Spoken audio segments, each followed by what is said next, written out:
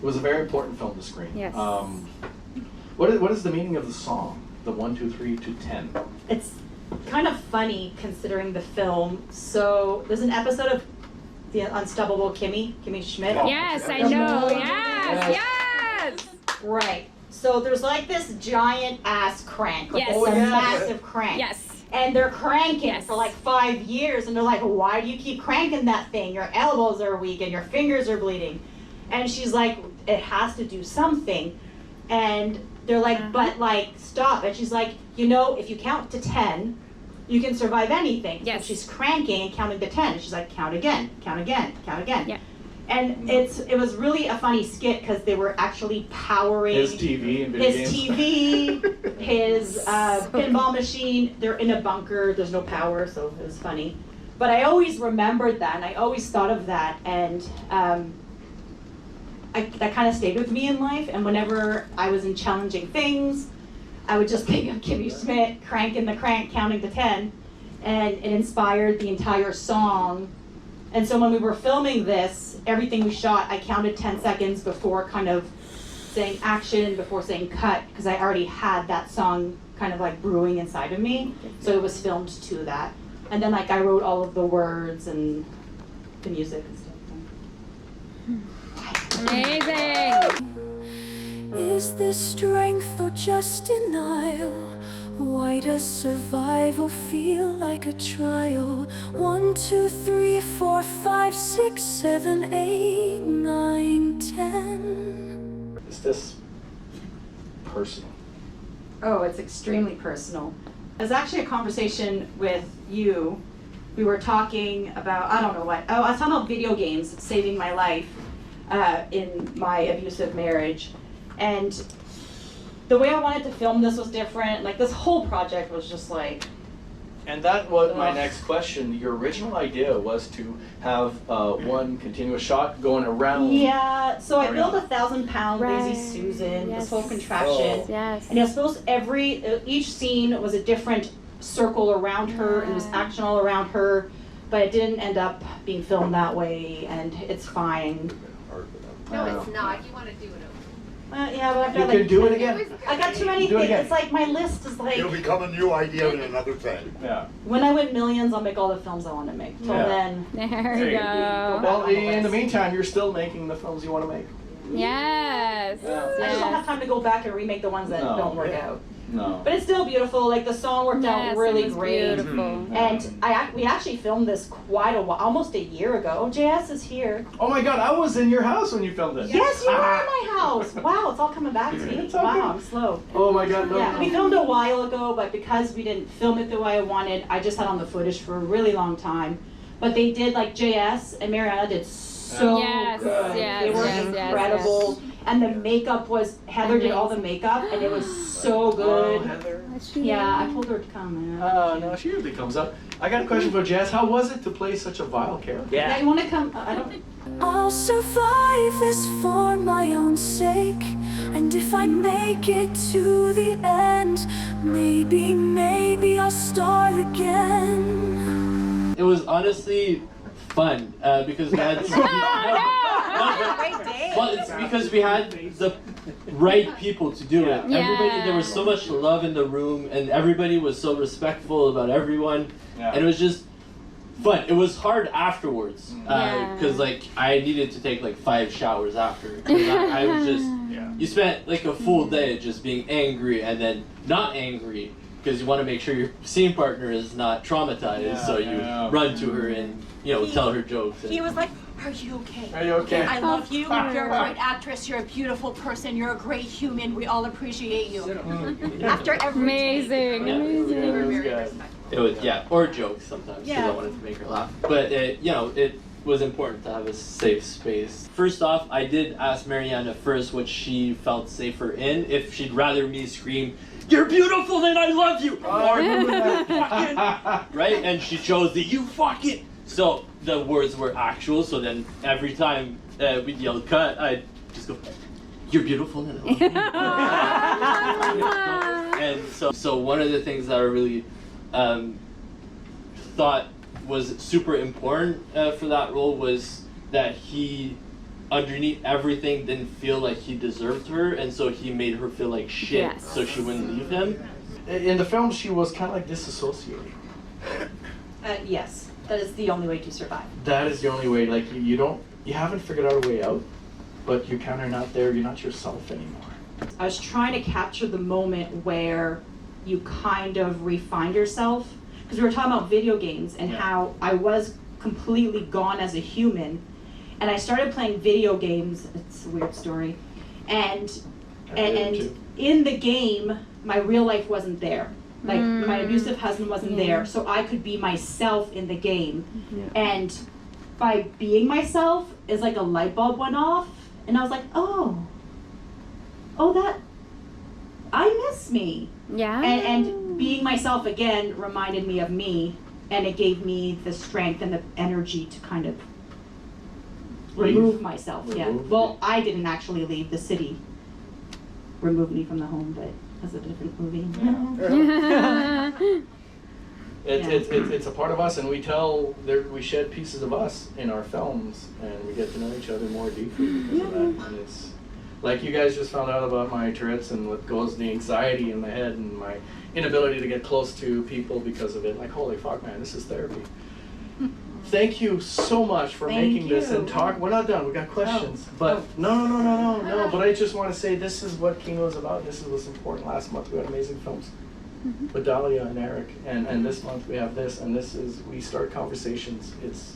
It's crucial. Don't shy away from making the films, telling the stories you want to tell.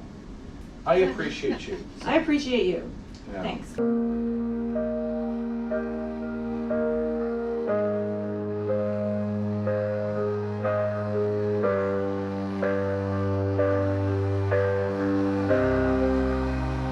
Keep working towards that, because women everywhere need that message and need that kind of support, and thank you for putting that out there. It's brave, it's amazing, and you're such a strong person for doing it.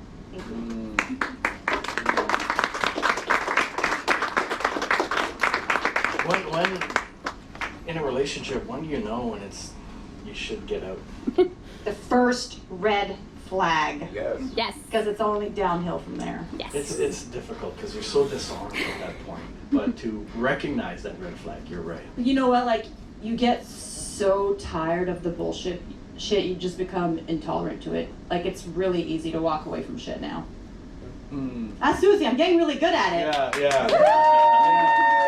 Recognize it, address it, communicate.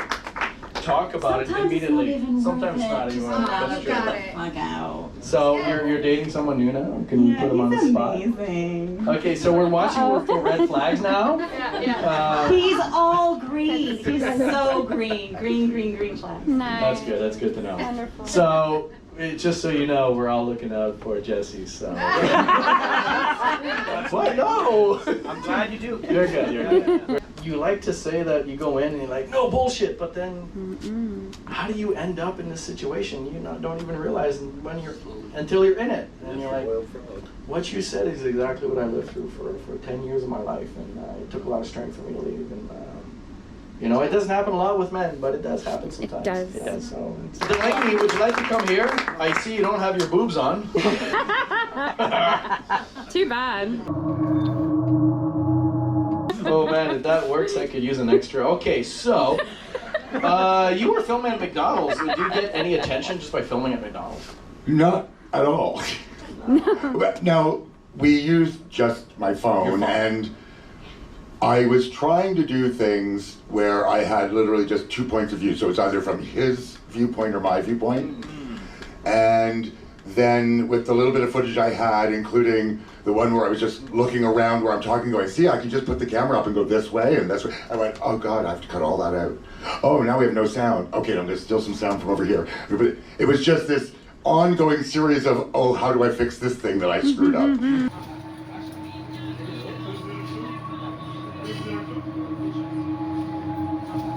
I thought I needed something because I had a punchline without a joke.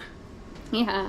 That's what my film was, a punchline without a joke. Oh, now let's talk about the penis. So It looked much bigger on film. Was it a real penis or was it a prop penis? It's a prosthetic penis.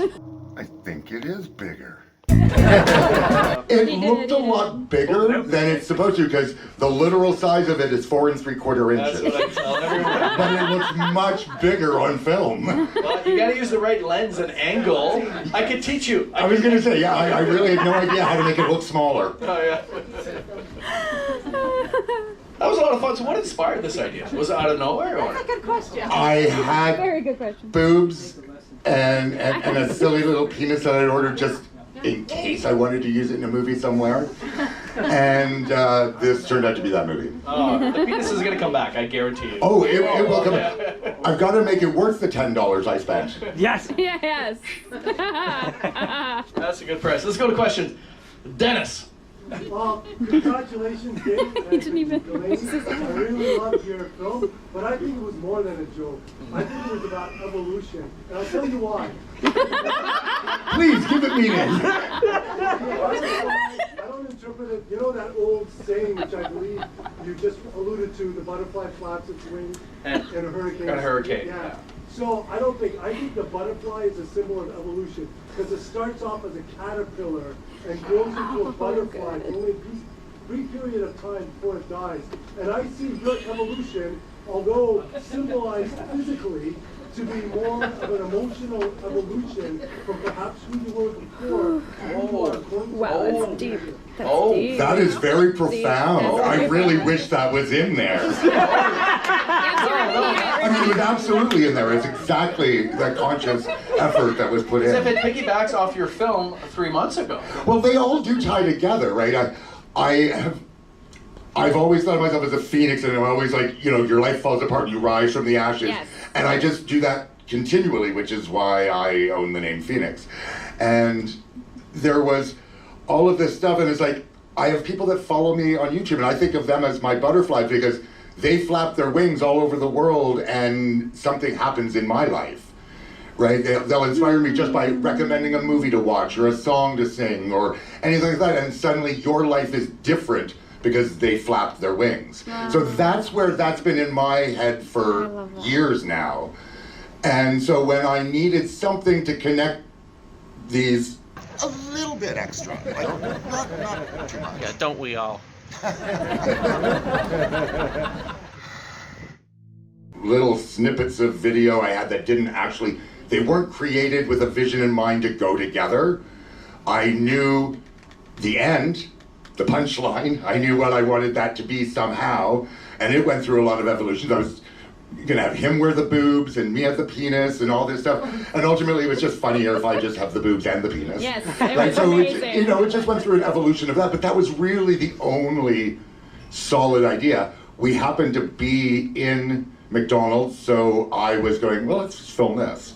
So we had that, which is why I had the actual person coming over to do things, and I'm trying not to get him on film, because I thought, you never know what you might need to use. And I literally used every single thing that I took because it was very little footage, and it still didn't tell a story. So I went, now what do I do? And that's where the butterfly framing device helped. It was great. It worked. Thank you, Dennis. Kino, a film is more than a film. And it leaves your hand and it belongs to everyone at one point. Susie. So not a question, but more of a suggestion. If you haven't already, you should name your penis. I know that people do that, but I don't have this one or the fake one. Your prosthetic. Yeah, do you have anything in mind?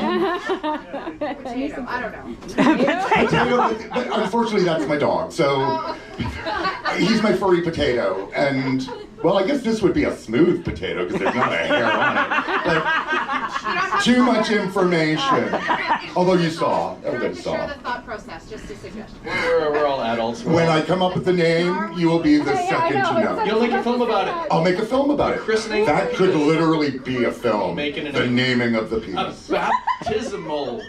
Okay, there's too many ideas in Too many here. ideas Must edit, going on must here. edit. Yeah. All right. Any other questions? Any questions? Any answers? Anyone care for a mint? Thank you so much, lady.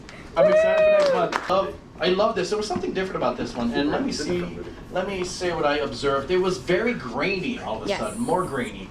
Yes. Is that the film stock was different? No, so the camera had this filter I screwed on that was kind of dusty and dirty. So that's what gave it that extra grainy. I loved and I lost you. There was a song in there. It sounded like something local. Well, that was Dancia. She put together the music for that. So I was really lucky that we were able to use it in my film. It was so good. Yes. It fit her character so well. Perfect. Oh, it sounds So thank you very much. The frames, it almost looked like it was a photograph, especially when the woman in the gown was just walking by. It was like a hunting photograph. Yes. Yeah, that's kind of like, I mean, like there's multiple ways you can tell a story. So like what I appreciate about things like Kino is it's so grassroots, and you can come and make a movie about whatever you want, and you can tell your story however you want. And one of the ways is kind of like the iceberg concept. So you know you have an iceberg where you have like 10% above the water and 90% underneath. So you show the audience the 10% and let them figure out the 90% underneath. Yes. And it may be something different for you and for you and for you. Interesting. So not to underestimate the audience. Yeah, Yes, exactly. that's Or right. not to overestimate yourself. Yeah.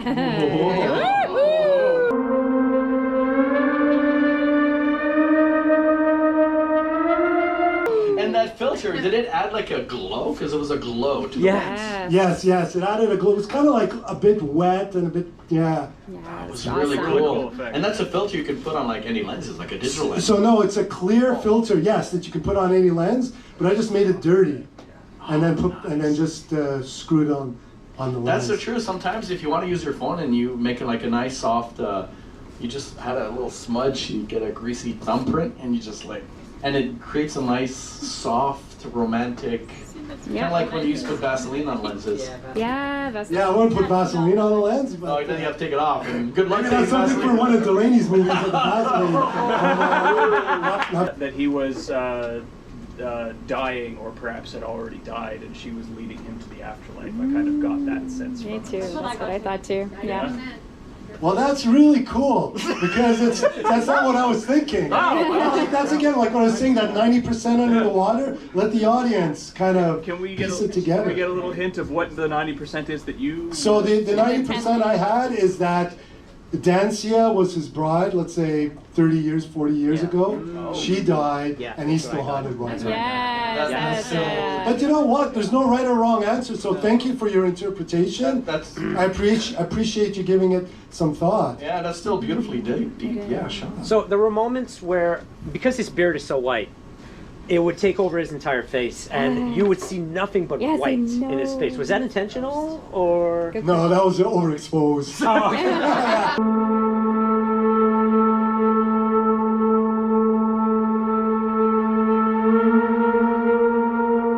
No, say it was. Like it's like, yeah, no. It was true. I did it on purpose. But no, I mean, it's hard to like nail the exposure, right? Yes, Because you it's don't true. see. You have a light meter, and then especially in the frame when it's all black and then just white on him, it's really hard to like Yeah. nail the exposure properly. You just go for it and live with the imperfections. Yeah. And it's like cool, you know. I'm like, well, there is imperfection in life, right? So the movies we make reflects the life we live, Yeah. and nobody lives a perfect life.